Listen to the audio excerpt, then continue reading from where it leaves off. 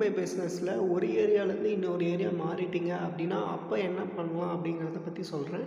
ஒரு புதுசாக பழைய ஏரியாலேருந்து புது ஏரியா மாறியிருப்பீங்க இல்லையா, அந்த அட்ரஸில் ஒரு புது ஜிஎம்பி க்ரியேட் பண்ணுங்கள். ஜிஎம்பி க்ரியேட் பண்ணிவிட்டு அந்த பிஸ்னஸை வந்து வெரிஃபை பண்ணுங்கள். வெரிஃபை பண்ணி முடித்ததுக்கப்புறம் என்ன பண்ணணும் அப்படின்னா, கூகுள் சப்போர்ட்டுக்கிட்ட கால் பண்ணி பழைய மெயில் ஐடியிலேருந்து புது மெயில் ஐடிக்கு அந்த ரிவ்யூஸ், பழைய மெயில் ஐடி இருந்த ரிவ்யூஸ் எல்லாத்தையும் புது மெயில் ஐடிக்கு ட்ரான்ஸ்ஃபர் பண்ண சொன்னீங்க அப்படின்னா அவங்க வந்து ட்ரான்ஸ்ஃபர் பண்ணிடுவாங்க. அந்த ட்ரான்ஸ்ஃபர் பண்ணதுக்கப்புறம் என்ன பண்ணணும் அப்படின்னு பார்த்தீங்கன்னா, பழைய மெயில் ஐடியோட பிஸ்னஸை வந்து க்ளோஸ் பண்ணிடணும். இதுதான் வந்து கரெக்ட் வே.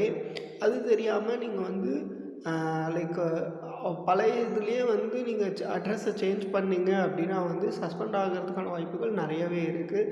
இந்தமாரி கூகுள் மை பிஸ்னஸ் டிப்ஸ் தெரிஞ்சுக்கிறதுக்கு என்னை ஃபாலோ பண்ணிக்கோங்க. உங்களோட கூகுள் மை பிஸ்னஸ்க்கும் கால்ஸ் நிறையா வர வைக்கணும் அப்படின்னு ஆசைப்பட்டீங்கன்னா என்னை காண்டாக்ட் பண்ணுங்கள். இல்லை கூகுள் மை பிஸ்னஸ் சஸ்பெண்ட் ஆகிடுச்சு அப்படின்னு சொன்னீங்கனாலும் என்னை காண்டாக்ட் பண்ணுங்கள். நான் உங்களுக்கு ரெக்கவர் பண்ணி கொடுக்குறேன்.